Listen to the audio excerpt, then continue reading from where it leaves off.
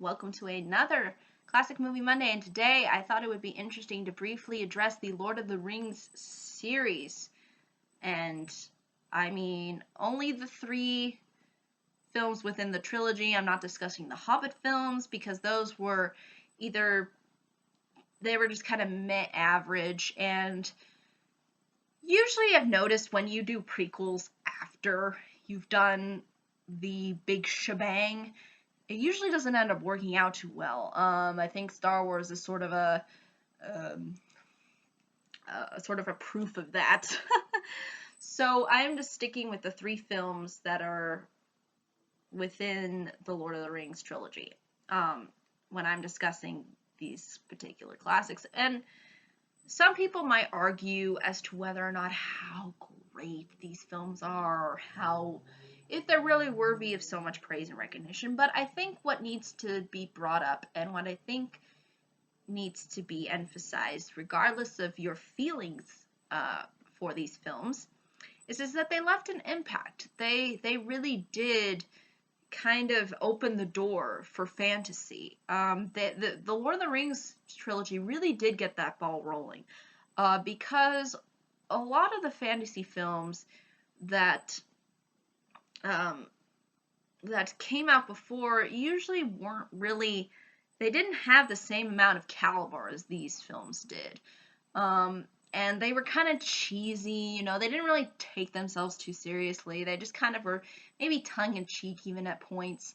Um, or they were kind of more children's based films like Disney or Neverending Story. They were kind of just designed to be innocent and childlike. And they weren't really trying to be these huge epics. They were just designed to be genuinely heartwarming or genuinely interesting fantasy films, but not really bringing to the forefront the whole epic surroundings of the genre. Um, and Lord of the Rings, I think, was really one of the only series of fantasy films that brought this concept to the forefront, that you can take fantasy in this very serious and grand scale epic way. You can transform it. Similar to how Star Wars kind of transformed science fantasy or science fiction. Um, uh, it's really what it's really what people, I think, really wanted to kind of see, at least during the time. I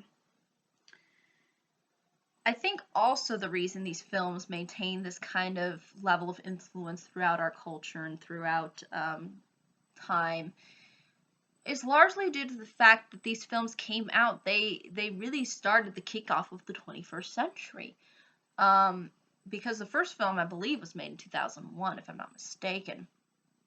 And 2001 was when we had these big global events, for example, 9/11, and then we started the war in Iraq, and there was all these very interesting things going on that really did kick off the 21st century.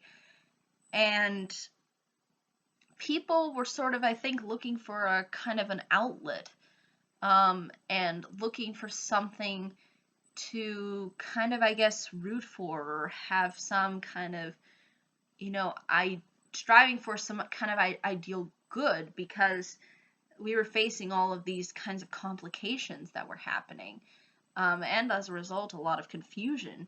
And I think really these films did impact the way people saw life at that point, um, because there was this need to kind of escape. Um, and I think also, you have to understand fantasy has a very powerful way of transporting people in ways that I think really no other genre can transport you. Um, you can maybe argue that sci-fi does come close, but at the same time, I think fantasy is it's just this whole nother realm. It's really a whole nother world. It's not like science fiction that maybe has some basis within reality, or has some kind of um, as some kind of interesting technological advancement to it. Whereas fantasy is just kind of down to the basics of people, having supernatural powers that make no sense, and there's not a huge amount of logic to things, but things flow well, and there's consistency. At least within this series, there was, and I think largely people really did gravitate towards this genre because it was really something new and was bringing something interesting to the forefront as far as fantasy is concerned. So again, I guess you could argue that these are classic fantasy films, but again, it's like comparing, you can't really compare it to Star Wars. You can't really compare it to Wizard of Oz, or, well, even though you could argue maybe Wizard of Oz is sort of fantasy-esque, even though it's really a dream, and Lord of the Rings is its own world, and it has a lot of history and a lot of detail to it. There's a certain interesting amount of caliber to these films, and although they have flaws throughout all three of them, I felt there was just a lot of human elements to them, and I think those human elements were really tied to the kinds of feelings people were having during the time. So I think it only makes sense that people ended up really enjoying these films and really liking them because they really brought something out to the table that really wasn't there to begin with.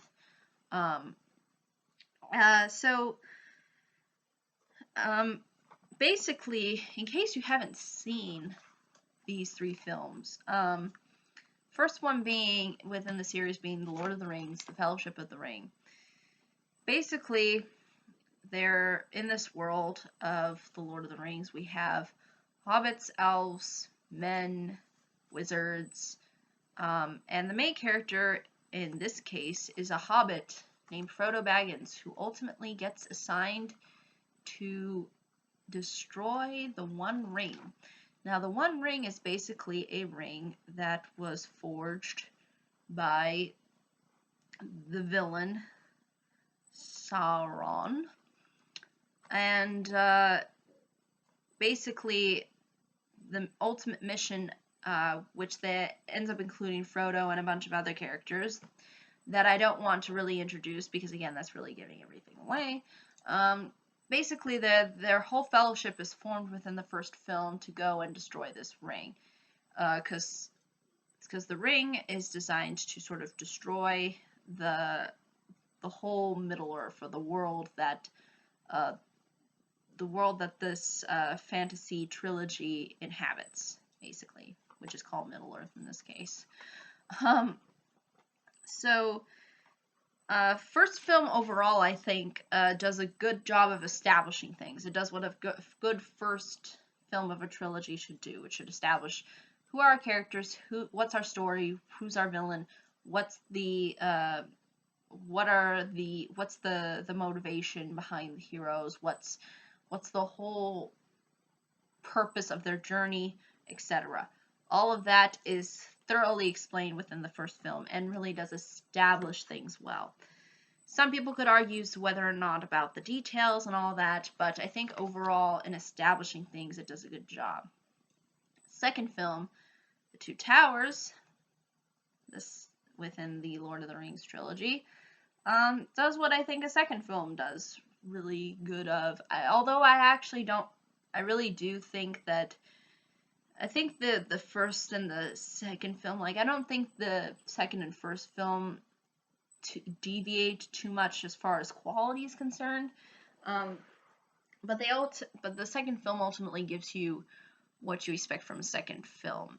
It introduces you to new characters, it introduces you to a new story that is tied in with the ultimate goal that exists within the first film, and you really do see how the characters that existed within the Fellowship have their own different goals now, and you'll see why that is if you choose to watch the second film, and you see how these new characters and new scenarios bring out the story of Middle-earth even further.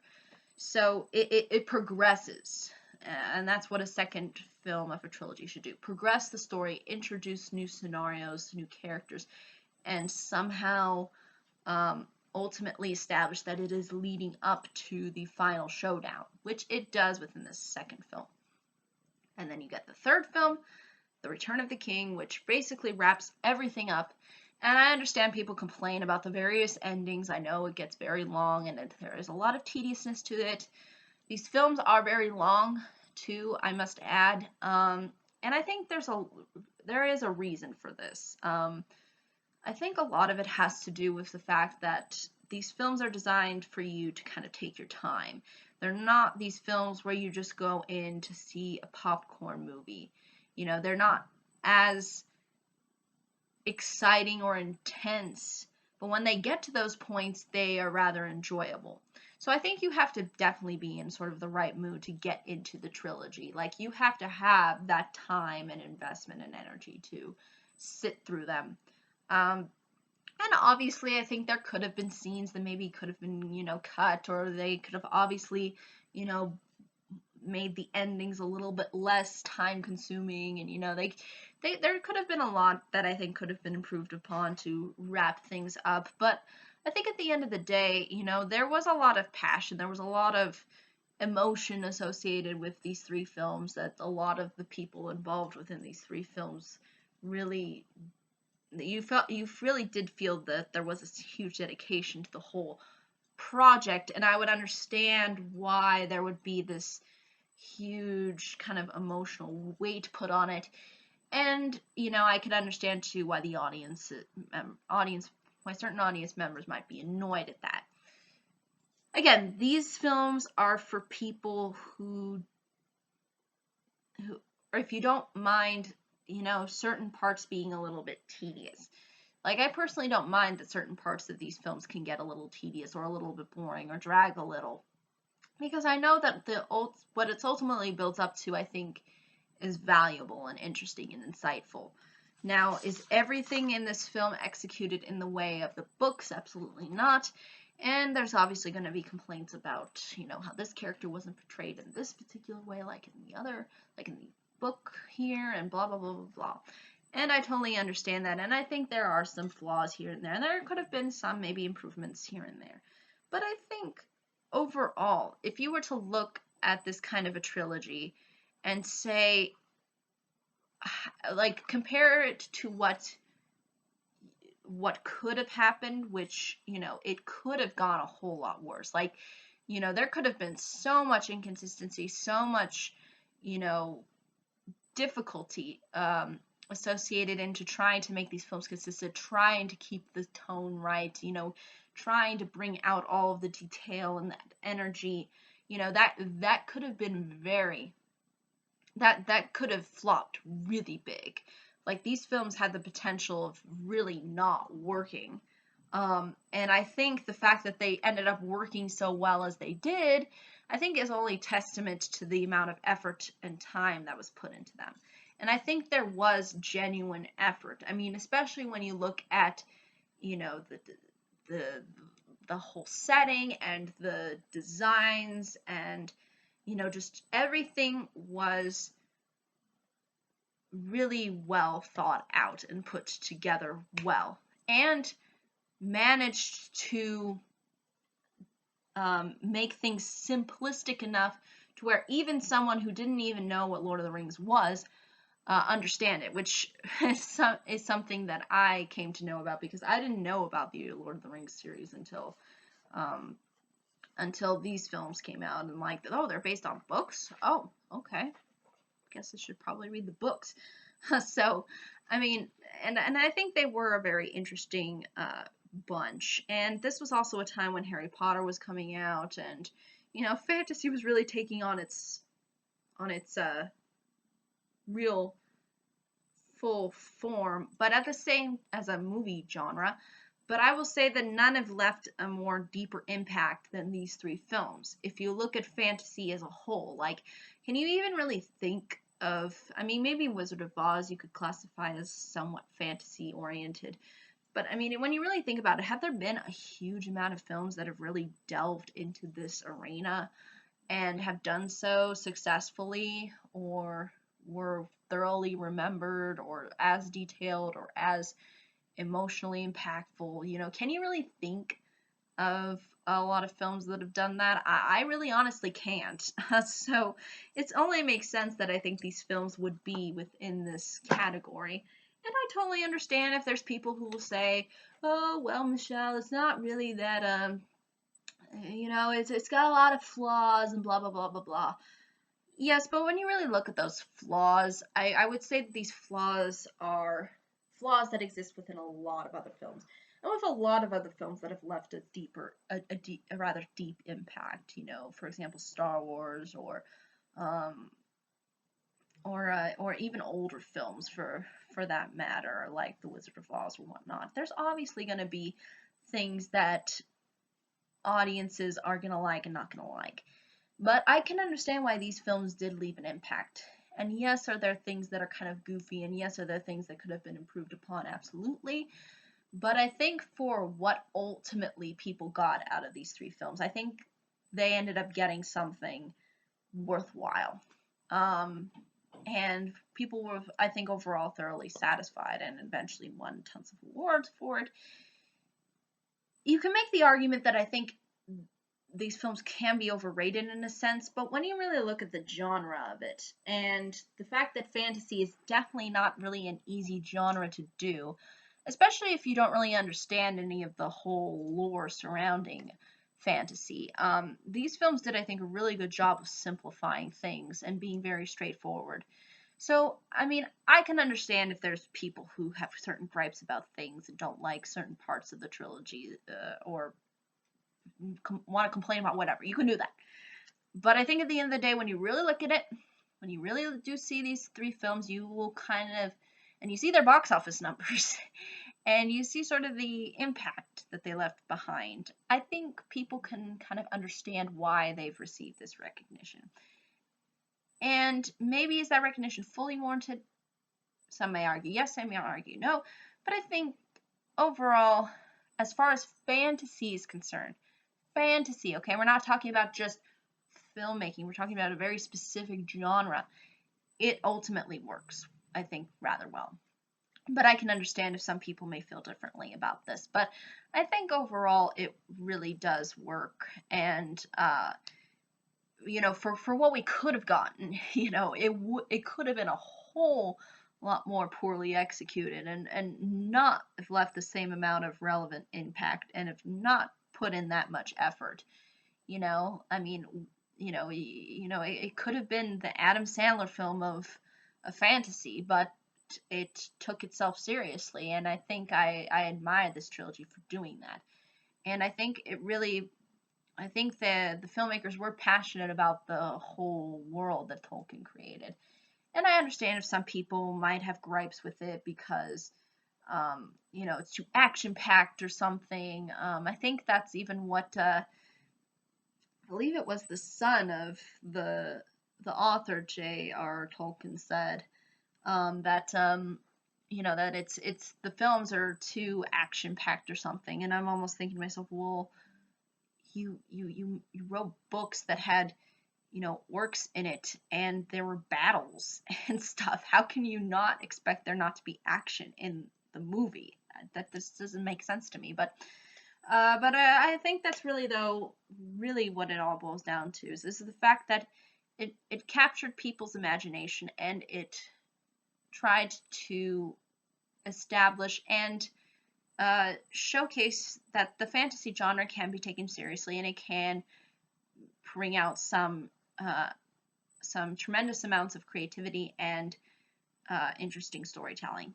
But I think that's really ultimately all I can say.